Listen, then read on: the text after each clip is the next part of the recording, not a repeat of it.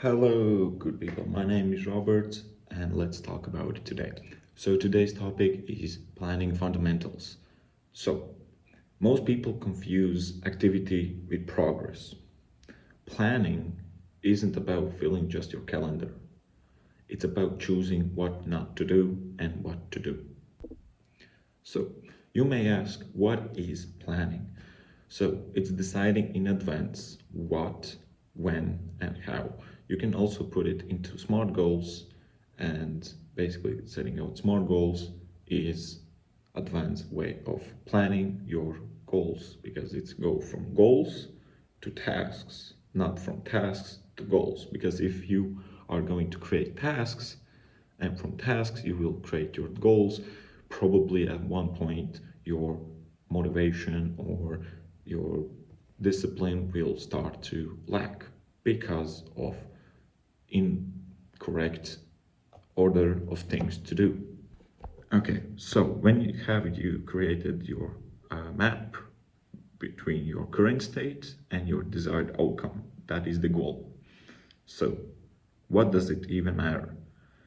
Because eliminating decision fatigue is a big thing in nowadays, because you can disregard how you're feeling and just focus on scheduling and executing the tasks that have been scheduled.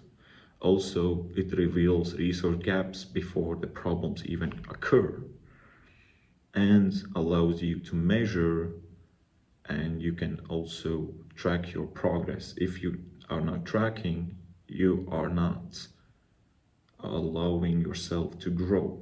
How to approach this type of planning? There actually are so many types of how you can approach plans, but I will go over two types of planning strategic ways. So one is backward planning. So start with the end goal and work backwards. This is what I mentioned a little bit previously. For example, your company wants to expand into different markets. First of all, you picked what type of market you want to enter. That is based on your research of your ICPs, of understanding what type of people you want to reach, how you're going to reach it. Then building tasting campaigns. For example, you run it in 3 different countries, quick, low budget ads, just to see if there is even traction.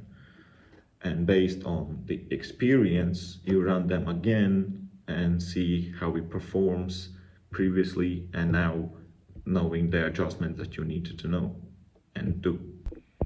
And the other one is priority matrix.